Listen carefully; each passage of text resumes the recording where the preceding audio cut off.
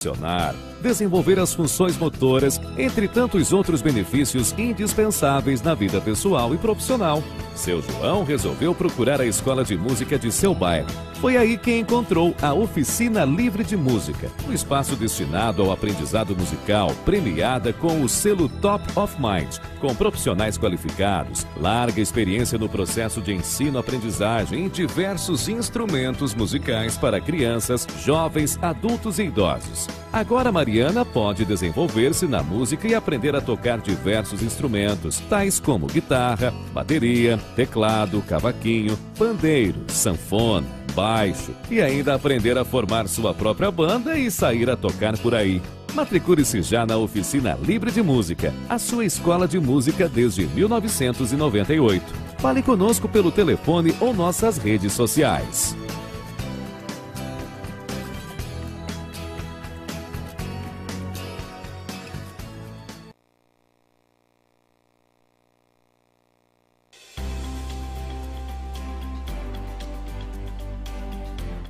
Olá, eu sou José Pinto Júnior e estou conselheiro da Cruz Vermelha no estado do Rio Grande do Norte. Queria pedir para você que nos acompanha, que acompanha os canais da Cruz Vermelha, para que fique em casa. E se você não puder ficar em casa, tome todos os cuidados, todas as prevenções possíveis para você não se contaminar. Você pode ajudar muito não passando adiante esse vírus que é mortal. Então tome todos os cuidados a nível de higiene, use a máscara e, se puder, fique em casa.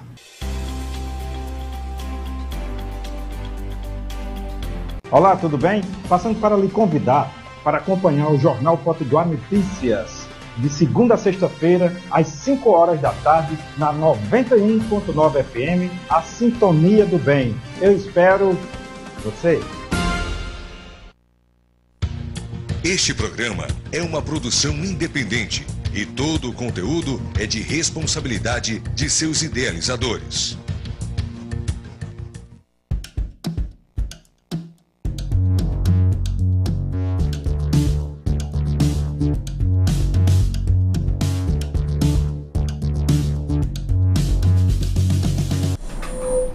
Olá, meus amigos, minhas amigas, estamos começando mais um programa Otávio Albuquerque Cultura em Pauta, já tradicional de todas as segundas, quartas-feiras, sempre trazendo aqui um convidado super especial para debatermos sobre questões envolvendo a cultura, a educação da nossa cidade, do nosso estado, mas também a partir de questões de caráter universal. Hoje não é diferente. Hoje, com muito prazer, eu recebo aqui em nosso estúdio da TV Potiguar Notícias o professor Túlio Madson, de Filosofia, e hoje nós vamos conversar sobre ética. Se o brasileiro é um povo que pode ser considerado um povo ético. Vamos discutir já já com o professor Túlio Madson, mas antes só mandar um agradecimento, um abraço para o nosso parceiro comercial, o Bar e Restaurante do Mil de Tião, lá na rua Juiz de Fora, em Neópolis, Natal, sempre aqui conosco. Grande abraço aí para o nosso querido Tião. Professor Túlio, muito obrigado pela gentileza de ter aceitado o nosso convite para discutir sobre um assunto aqui extremamente importante, complexo, mas eu tenho certeza que quem está nos assistindo vai gostar do que a gente tem a propor. Sim, eu agradeço o convite. Acho que programas como esse são cada vez mais necessários na esfera pública potiguar e desejo sucesso ao programa. Professor, claro, uma pergunta introdutória, como eu sempre faço aqui com todos os professores, uma pergunta para introduzir um determinado tema, não poderia ser diferente, uma definição sobre ética. Diversos autores, diversos pensadores ao longo da história, desde a Grécia clássica, já tentaram desenvolver uma definição consolidada, precisa sobre o que é ética. E o que nós temos hoje em dia é uma miríade de possibilidades, diversas possibilidades, e não temos ainda um consenso, uma definição única. O que nós temos são múltiplas definições sobre ética. Nesse sentido, você costuma se atrever, digamos assim, a ter uma opinião particular, uma definição particular sobre o que é ética? Olha, o que eu chamaria de ética parte exatamente dessa questão que você falou sobre essa indeterminação e essa impossibilidade de se dizer especificamente o que é a ética, porque a ética parte exatamente de um ente, que é o humano, que ele é indeterminado por natureza. Então, os gregos tinham um mito para isso, que era o mito do Prometeu, onde o seu irmão, Epimeteu, foi fazendo os animais, e quando chegou na hora de fazer os humanos, o Prometeu não tinha nenhum atributo para colocar nele, então ele rouba a técnica, o fogo, e Atena, que é a deusa da sabedoria, sopra o espírito dentro desse humano, e como ele não tem então um lugar na natureza, ele produz o seu próprio lugar. E essa morada do homem está na origem dessa palavra, ethos, aparece aí em Homero, e geralmente os gregos davam dois sentidos a essa palavra, que depois, na modernidade, ou sobretudo agora na contemporaneidade, virou duas visões diferentes sobre a ética, que seria a ética e a moral, né? Então, a ética enquanto morada do humano, essa ética com o E grafado com o epsilon grego, ela parte exatamente do modo, do ethos, de uma determinada sociedade, de uma determinada cultura específica, né? Que viria a ser a moralidade ou a moral. E temos então a ética de um ponto de vista, digamos assim, mais normativo, que seria esse ethos com a grafia eta, né? Seria ethos, que é como, por exemplo, Aristóteles nomeia a obra dele, Ética Nicômaco, que seria não apenas o modo como uma determinada sociedade vive, mas o modo como eu, como você, como nós devemos viver a nossa vida, né? Então parte muito mais da experiência para a razão, e a outra concepção parte muito mais da razão para a experiência. Professor, uma pergunta, digamos, um pouco mais simples para a gente entrar em questões um pouco mais reflexivas. A ética é sempre absoluta, ou seja, o sujeito tem que ter sempre um comportamento único para determinadas situações, né? Independentemente da situação, ou a ética pode ser relativizada no sentido de um sujeito adotar um determinado comportamento ético dependendo do contexto em que ele se encontra? Isso parte de uma divisão sobre o que é ética, ou como a ética deve ser tratada, que perpassa toda a história da filosofia, né? Podemos botar como dois grandes exemplos dessa questão a visão que Platão tem sobre a ética e a visão que Aristóteles tem sobre a ética. Então, para Platão, por exemplo, que encara que não há indivíduos maus, né? Ninguém é mau por natureza, as pessoas são mais por ignorância, então é possível, através do conhecimento, você transformar alguém que era uma pessoa má em uma pessoa boa. Então, nessa visão platônica específica, é possível uma mesma regra, uma mesma normatividade que possam possibilitar esse fazer ética. E Kant depois seria um outro herdeiro dessa visão de ética, mas também a ética no sentido aristotélico, como uma sabedoria prática, um saber prático.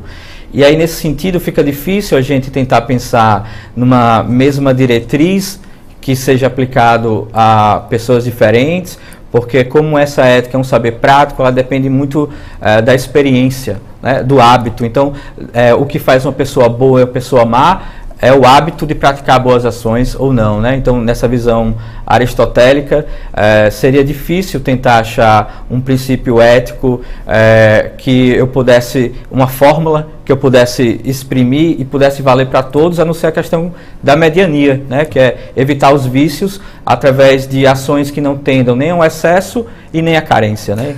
Professor, quando se fala em política hoje no Brasil, rapidamente o senso comum fala sobre a questão da polarização, essa famigerada polarização, o que denota uma visão maniqueísta das pessoas a respeito da política, o que é, a meu ver, pobre, né? É uma reflexão pobre acerca da política.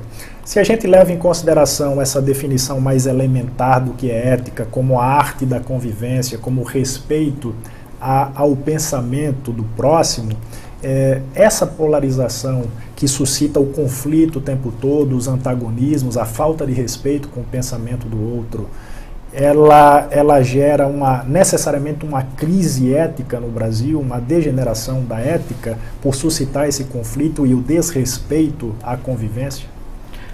Acredito que sim. E esse contexto de polarização É claro que há vários fatores envolvidos nisso, né? A própria questão das redes sociais e o próprio modo como algumas forças políticas se apropriam dessas novas tecnologias da informação para poder criar esse clima de embate, né? Nós contra eles. Isso, diria, vai no sentido oposto do que seria, então, essa tentativa de estabelecer uma ética, um modo de agir que englobasse a todos, né? E que pudessem fazer com que todos fizessem parte de um mesmo ethos, de um mesmo modo de vida, né? E aí, claro, que se dialoga com todo o contexto brasileiro, que geralmente é associado com o patrimonialismo, e essa dificuldade que culturalmente temos em separar o espaço público do espaço privado. Então, isso faz com que tentemos defender aqueles que nos cercam, né, nós, e estabeleça uma barreira em relação ao outro, né? O Sérgio Buarque de Holanda vai nomear isso como o homem cordial, né? Também nessa linha de pensar o patrimonialismo, e o Gessé Souza, inclusive, que é um potiguar, né?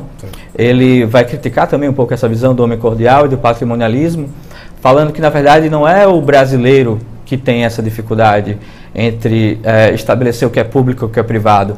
E aí ele vai criar esse complexo de vira-lata, né, no brasileiro. Na verdade, a elite, da qual ele chama elite do atraso, uma elite que vem desde a escravidão, e que, digamos assim, essa crise ética que você cita, ela está muito mais especificamente nessa elite, que tenta ver os demais brasileiros como uma ralé, do que propriamente na população brasileira como um todo, né? Então, respondendo a sua pergunta da crise nesse contexto de polarização, eu vejo mais essa crise muito mais como localizada em certas elites do que disseminada, no modo geral, no corpo social, né?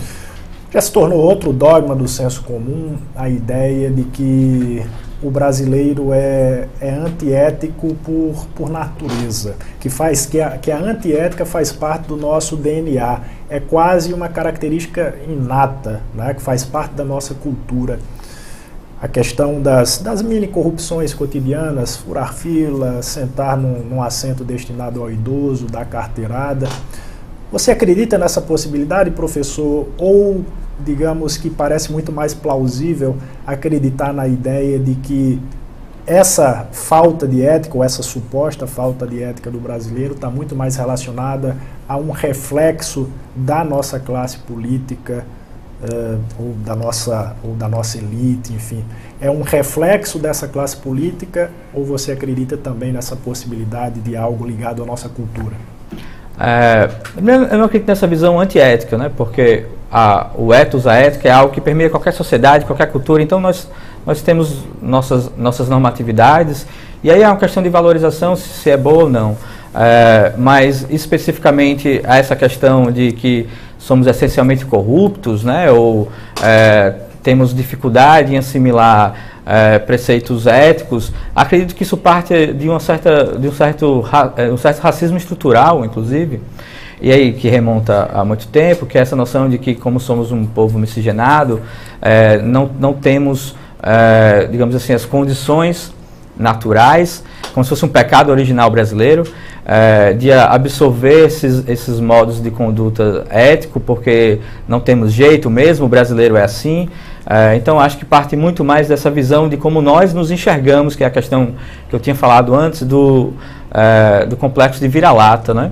E que eu acho uma visão equivocada sobre os brasileiros, porque eu não vejo essa crise ética disseminada de modo geral no corpo social da sociedade brasileira, mas que é algo que vem e aí eu volto de novo à questão do Gessé, é muito mais de um processo específico da nossa história, que é o processo de escravidão, né? E a profunda desigualdade que nos marca hoje. Então, quando nós falamos dessa questão, dessa crise ética, nós temos que perceber que a principal crise ética que temos é a desigualdade, e o modo como a desigualdade no Brasil, ela tende a ser naturalizada. Justamente, você me deu um ótimo gancho, é justamente aí que eu quero fazer a próxima pergunta. Tem uma frase famosa do Bertolt Brecht, um dramaturgo alemão, que é: primeiro a barriga, depois a ética, no sentido de que primeiro você tem que estar estabilizado, primeiro você tem que estar bem alimentado, para depois você pensar em ser ético. Você diria que nem sempre é possível ser ético para uma pessoa que vive abaixo da linha da pobreza, que a todo momento, digamos, é incitado a cometer atitudes antiéticas visando a sobrevivência? Ou seja, é um dilema terrível quando a gente associa essa questão ética com essa nossa principal mazela social, que é a desigualdade? Eu acredito que, embora seja uma associação natural de ser feita, e muito do senso comum isso, que pessoas em estados de miséria, elas tendem a ser pessoas menos éticas no sentido de se importar menos com o outro, eu acredito que não. Se você vai em comunidades onde há o flagelo da miséria, vocês vão ver que geralmente são pessoas que têm um senso comunitário muito forte, inclusive um código ético muito forte. Nas favelas, nas quebradas, nessas pequenas comunidades, há um apelo ético e uma preocupação com o outro, com o vizinho, do quem está ao meu lado, muito forte. E se você vai ver pessoas que seriam então uma condição material mais favorável, você vai ver que nem sempre essa condição material mais favorável reflete-se em um maior ganho, digamos assim, de ético, no sentido de uma convivência, do pensar no outro. Inclusive, até acho que tende a ser um pouco o contrário, né? Quanto mais você acumula e quanto mais você tem, mais você ignora os preceitos éticos e a normatividade, o bem comum, e passa a pensar naquilo que você acumulou, naquilo que você tem. Professor, partindo da visão aristotélica, ele considerava que ética e política são duas instâncias indissociáveis, no sentido de que ambas partem da mesma premissa, de que o importante é o bem-estar da coletividade, o importante são questões altruístas, enfim, o respeito ao próximo. Nesse sentido, você diria que aqui no Brasil já é possível, ou ainda será possível, tornar a política e a ética conciliáveis? Ou a sua visão, digamos, é um pouco mais cética, como a do Maquiavel, por exemplo, que considerava as duas instâncias absolutamente separáveis, teriam que ser separáveis? Partindo inicialmente do Aristóteles, para Aristóteles, para delimitar bem, a ética então seria como eu devo viver minha vida, né? A política então seria como nós devemos viver nossas vidas juntos. Porque a ética e a política então para Aristóteles não podem ser vistas de modo dissociáveis, né? Elas estão intrinsecamente ali interligadas. Porque o Aristóteles vai dizer que nós somos o que ele chama de zoon politikon, ou seja, nós somos um animal político. Então, como nós somos um animal político e vivemos em sociedade, política vem de polis, que é a cidade-estado grega, como esse ser humano só vive dentro de uma polis, de uma comunidade, então, se eu vou pensar como eu devo viver a minha vida, eu não posso ignorar que essa vida que eu vou viver vai ser vivida dentro de uma coletividade. E aí é que, inclusive, ele vai julgar a política como mais importante do que a ética, no sentido de que pensar o social é importante, inclusive, para eu pensar como a minha vida vai ser bem sucedida ou não, porque não adianta eu seguir preceitos éticos rígidos quando num corpo social ele está deteriorando, que é a questão que vai vir depois com os filósofos do período helenístico, né? Que eles viviam esse conceito de dissolução da polis. Então eles tentavam então voltar apenas para a ética e ignorar a política, né? O Aristóteles ele ainda vai defender esse valor da comunidade e a importância que a política tem para a própria ética e como essas duas visões não podem ser vistas de modo dissociado. E aí, voltando para a questão da realidade brasileira, então, e a questão do Maquiavel, o Maquiavel ele vai marcar o que seria a diferença entre a filosofia política e a ciência política. Porque enquanto a filosofia política, e pegando desde os clássicos, Platão e Aristóteles, tentam pensar então como deveria ser essa cidade ideal, essa politeia ideal, o Maquiavel ele tenta pensar como ela é. E ela tenta pensar o próprio fazer intrínseco a essa política, do modo como a política é, não do modo como a política deve ser. Então, nesse sentido, o Maquiavel inaugura o que chamamos hoje de ciência política, que é o estudo da política como ela é, né, em contraposição à filosofia política, que é a política como ela deve ser.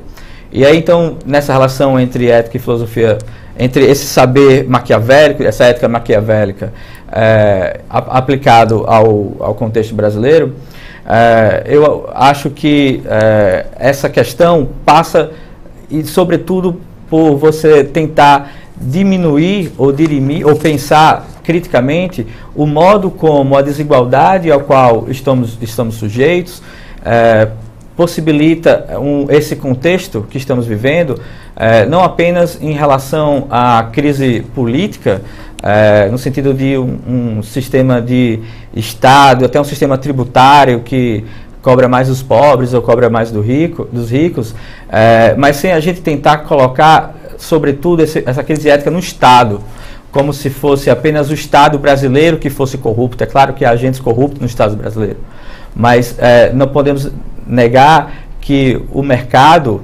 também não é esse santo que se pretende ser. Então, se há essa crise política e ética, é sobretudo por um sistema político que faz com que o mercado coopte o Estado brasileiro, e através dessa cooptação presenciamos essas sucessivas crises éticas que vemos experimentando na política. Eu queria insistir no Maquiavel, professor, porque eu às vezes tenho a impressão, é um fato, na verdade, de que o Maquiavel ele é subvalorizado, né? Às vezes até associado a um pensamento do mal, não é à toa que é chamado de maquiavélico. Virou sinônimo, né? Uhum. Mas ele foi importante, nomes como Maquiavel ou como Hobbes, por exemplo, autor do Leviatã, foram importantes justamente por rejeitar essa proposição de idealização da política que os gregos fizeram, lá o Aristóteles, o Platão, o Sócrates, enfim. Eles tiveram essa importância de mostrar exatamente como funciona a natureza humana quando o assunto é a ambição desmedida pelo poder. Sim, o Maquiavel foi muito importante, sobretudo na ética, né? Ele marca a transição ali do que seria então uma ética e uma política das virtudes, muito associada aí ao período clássico de Platão e Aristóteles, e ele tenta então pensar o paradigma ético no fazer humano, né? No sentido de como as coisas são. E aí a importância do Maquiavel foi tentar então pensar o que seria então uma filosofia política propriamente dita, que não passasse por essas éticas inicialmente através de Platão e Aristóteles, no sentido de areté, essa virtude racional, associada à ideia de bem, e depois com o cristianismo a ideia de Deus, né, e toda a imbricação que tinha entre religião e política na própria época do Maquiavel, e tentar então pensar o que seria uma política propriamente humana, e que seria uma ética propriamente humana, inclusive sem esconder o lado ruim do humano, não é? Porque o egoísmo é algo próprio das atividades humanas, né? A vaidade é algo próprio do que é ser humano. Então, quando você tenta pensar a ética e a política sem essas dimensões que geralmente associamos como algo negativo, como algo má, como algo ruim, você perde o elemento humano da ética e você perde o elemento político da ética. Então, essas visões que tendem a ser consideradas mais pessimistas sobre o humano, com Maquiavel, você falou a questão do Hobbes, do Leviatã, né? O homem é o lobo do homem e tudo mais, tem essa importância de não perdermos o elemento humano, aquilo que nos é próprio, né? E aí tanto no sentido positivo quanto no sentido negativo. Tem duas visões na filosofia que são antagônicas. Uma é a visão deontológica do Kant, a ideia do imperativo categórico, que parte de uma premissa de que a ética é universal, que você deve ser sempre ético em qualquer situação. E tem uma visão diferente, que é a visão utilitarista do Bentham, do John Stuart Mill, que é uma ética que analisa os resultados de uma determinada ação. Por exemplo, no caso do Kant, uma mentira é sempre reprovável, é sempre um ato reprovável. No caso da visão utilitarista, uma mentira pode não ser reprovável se levar a uma consequência positiva. Sim. Nesse cenário, comparando as duas ideias, o procedimento ético mais adequado é aquele que entende uma mentira que pode levar a boas consequências, a um bom cenário, ou é a verdade, doa a quem doer, mas que pode levar a uma consequência nefasta? Bom, antes de responder propriamente essa questão específica da mentira, devemos ou não mentir, ou em que condições isso é aceitável ou não, introduzo só um pouco essa questão da ética utilitarista, que seria éticas denominadas de consequencialistas, como você colocou bem, que está baseada na consequência da ação, não no princípio da ação, e a ética deontológica kantiana, que é aquela que se baseia, então, no princípio da ação, independentemente de suas consequências. O utilitarismo, ele prega, então, que uma ação ética, uma ação, o que seria o bem, então, dentro dessa visão ética utilitarista, são aquelas ações que promovem a maior felicidade possível ao maior número de pessoas, né? E claro, causando o mínimo sofrimento possível. E aí o Bentham vai, é geralmente chamado de um utilitarismo quantitativo, porque o Bentham vai focar nessa questão a quantidade do prazer, né? Enquanto o Stuart Mill vai apontar a necessidade também da qualidade do prazer, né? Um utilitarismo mais qualitativo, porque há prazeres que são melhores do que outros, né? Então não é apenas a quantidade, mas a qualidade do prazer. Então essa visão ética, ela, por exemplo, permitiria uma mentira útil, nesse sentido.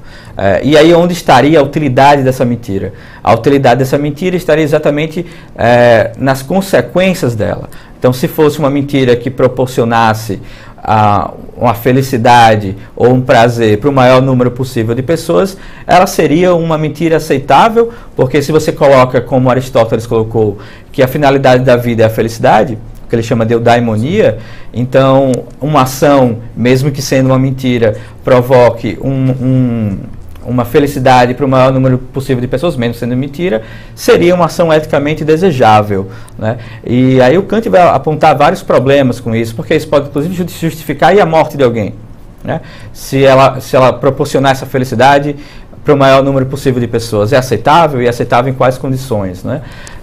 E aí o Kant, então, ele vai criticar essas éticas que são baseadas na consequência, porque se você julga o agir ético pelas consequências, o seu julgamento nunca vai terminar, porque uma determinada ação pode ter consequências negativas, mas mais na frente essas consequências negativas podem virar a ser positivas e depois podem voltar a ser negativas. Então, quando é que você vai parar de julgar essa ação, né? E aí então o que o Kant vai atentar o que ele chama os princípios, né? O principal deles é o que ele chama do imperativo categórico, que é então, em cada ação sua, você deve fazer a seguinte reflexão: eu quero que essa minha ação se torne uma lei universal? Quero viver numa sociedade, por exemplo, onde todos possam mentir, e eu vou querer viver dentro dessa sociedade? Então, se eu achar que não devo mentir em nenhuma condição, em nenhuma hipótese, né? Porque então o julgamento ético vem a partir do que ele chama da minha boa vontade, baseado nesse imperativo categórico. Então, não importa necessariamente as consequências da minha ação, mas a boa vontade que eu tive em tomá-la, né? Outra questão, professor, desculpa te interromper, outra questão, outra comparação, na verdade, entre a ética do Kant e a ética do Nietzsche. O Nietzsche foi um crítico ferrenho da proposição ética do Kant, porque o Kant, como a gente já falou aqui, tinha essa perspectiva da ética com caráter universal, de respeito ao próximo, altruísta. Já o Nietzsche, ele propõe uma ética partindo de uma premissa existencialista, digamos assim, que os existencialistas mais tarde vão adotar. Ele parte de uma ética individualista, da construção dos próprios valores, uma ética mais voltada para si. Analisando o que é a vida em sociedade e até fazendo uma leitura aqui do que é a natureza humana, qual parece ser a visão ética mais próxima da realidade? A do Kant ou a do Nietzsche? Bom, a realidade ela é sempre mutável, né? Então é difícil estabelecer assim para qual visão é adequada.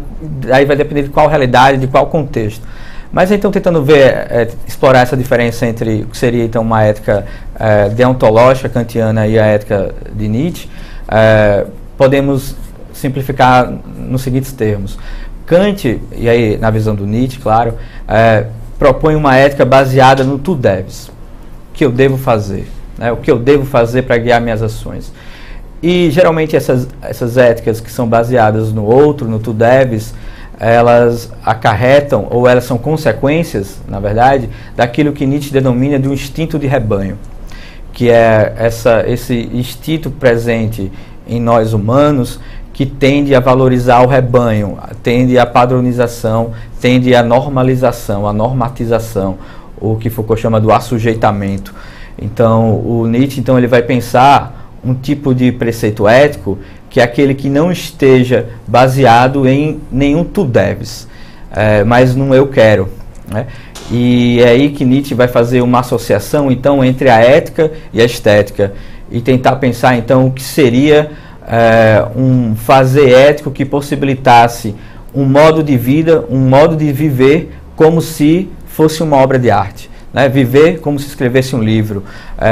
E aí o principal bem ético desse tipo de pensamento está baseado em quem pensa, né? No eu, não necessariamente no outro, né? Então, isso vai dar o que depois em Foucault ele vai problematizar como a ética do cuidado de si, né? Que é uma ética, então, voltada à construção de mim mesmo e, sobretudo, uma ética que me permite possibilidades de ser diferente. Professor, para os filósofos clássicos, né, Sócrates, Platão, Aristóteles, assim como para os filósofos do período helenístico, para o cinismo, para o epicurismo, para o estoicismo, a ética está muito associada com a felicidade. A premissa básica da ética, o objetivo final da ética é a eudaimonia, como você falou, a ideia de felicidade. No entanto, a partir da Idade Moderna, sobretudo depois do Iluminismo, esse conceito mudou e a ética passou a ser vista como a arte da convivência, do respeito ao próximo, essa definição que a gente já discutiu aqui. Eu não quero que você precise, obviamente, no tempo, qual foi o momento dessa transição, mas eu queria que você falasse um pouco sobre ela, sobre essa transição entre um conceito de ética que era visto associado à felicidade e é o que a gente tem hoje como conceito de ética. O cidadão ético não é necessariamente um cidadão feliz, é um cidadão que cumpre determinadas regras. Essa questão, a associação entre felicidade e ética, né, e vem sobretudo da obra chamada Ética Nicômaco, do Aristóteles, onde ele vai se perguntar o seguinte: qual é o último fim? Ou seja, o fim que leva a todos os fins. E aí ele vai encarar, então, essa finalidade última como sendo a felicidade. Ou seja, se você perguntar para alguém por que você faz isso, ele vai dar uma justificativa. E se você perguntar no vídeo por que você faz isso, você faz isso, e a última resposta dele vai ser porque eu quero ser feliz. Né? Essa seria a finalidade última de todas as ações. Então, aí na modernidade, sobretudo a partir do iluminismo, mas especialmente a partir de Kant, uma visão diferente sobre o agir ético, que não passa necessariamente pela questão da felicidade. Inclusive, dirá Kant que aquelas pessoas que seguem o que ele chama de imperativo categórico, essa boa vontade, provavelmente serão infelizes. Mas não é porque esse tipo de agir provoca infelicidade que ele não deve ser feito. Né? E aí muito baseado até numa visão cristã sobre a ética e o agir, né? Porque também é uma visão cristã essa de não valorizar necessariamente a felicidade nas suas ações. Né? Aquelas pessoas que fogem dos pecados tendem a não ser felizes. E aí é algo que até o próprio Nietzsche depois vai criticar também, quando ele também vai pensar no papel da angústia, no papel do sofrimento e no papel da dor para a própria construção, né? O que não me mata fortalece, a famosa frase dele. Então tem sofrimentos que têm um papel importante na construção. Né? Professor, a gente já está se encaminhando mais ou menos para o final da entrevista, mas eu tenho mais duas perguntinhas para fazer para você, mas eu queria que você sintetizasse um pouco mais pelo nosso limite de tempo. O Marx, lá na sua proposição de uma sociedade comunista, ele vai apresentar um conceito que é o conceito de infraestrutura, tá? Que são instâncias que manteriam, digamos assim, a sociedade alienada, anestesiada, enquanto o Estado burguês, essa superestrutura, tomava as decisões. O que ele pensou sobre essas instâncias que faziam parte dessa infraestrutura, a ética jurídica, por exemplo, a ética cristã, a ética da mídia, É a mesma premissa que essas instâncias têm hoje, no sentido de tornarem as pessoas alienadas, anestesiadas, presas a uma condição de servidão involuntária, como diria o Kafka, por exemplo? O Marx ele bebe nesse conceito do materialismo de Hegel, né, da própria dialética hegeliana, um modo de visão, sobretudo material, das relações sociais, e nessa questão específica da ética relacionada à infraestrutura, ele vai focar, o Engels desenvolve isso de forma mais nítida, que o capitalismo, né, que é o sistema econômico da qual é vigente ainda hoje, ele é baseado no que ele chama a ética protestante. E é uma ética protestante que valoriza então o trabalho, que aí há uma diferença então com a ética católica, que tinha uma visão depreciativa com os juros, com a avareza, com o acúmulo de capital. Então essa nova ética que surge, essa ética protestante, baseada no valor do trabalho, acaba sendo um elemento alienante, porque acaba transformando também outros seres humanos em mercadoria. E acaba alienando o próprio trabalhador do que ele chama da sua mais-valia, né? Que seria ele ao produzir em série e numa lógica industrial, e claro que ele estava no sistema industrial, não necessariamente é o mesmo que estamos hoje, ele acaba alienando o seu trabalho em relação ao fruto do trabalho e de quanto vale o seu trabalho, né? Professor, uma última pergunta, já agradecendo demais a sua presença, o conteúdo riquíssimo que você está apresentando. Eu tenho certeza que quem está nos acompanhando pela TV Potiguar Notícias e o canal Otávio Albuquerque Cultura em Pauta também está gostando do papo. Mesmo a ética estando associada, como diria o Arthur Schopenhauer, à vontade, à escolha do indivíduo, às vezes eu tenho a impressão, aqui na nossa realidade, o Brasil, de que as pessoas são éticas porque têm receio de uma sanção das leis, do Estado ou da própria coletividade.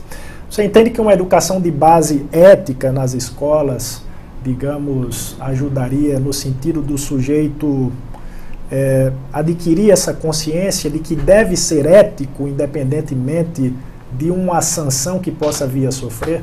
Sim.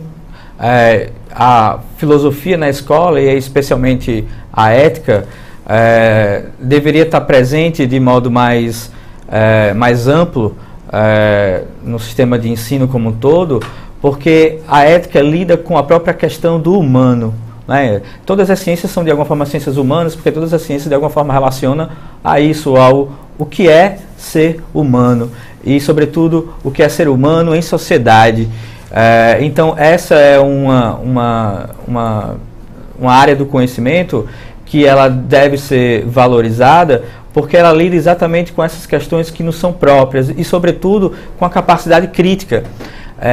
A Hannah Arendt, ela, ao falar sobre o totalitarismo, a origem do totalitarismo, escreveu uma obra chamada Banalidade do Mal, onde ela se perguntou como pôde acontecer todas aquelas atrocidades que vimos na Alemanha, né, na época da Segunda Guerra Mundial, e uma das conclusões que ela chega é que essas pessoas que propiciaram sistemas como esse, o senhorzinho que estava lá no campo de concentração, ele era uma pessoa normal, ele era uma pessoa que achava que estava cumprindo o seu papel, o seu dever, e não necessariamente tinha um senso crítico para poder pensar nas suas ações para além do que socialmente é estabelecido.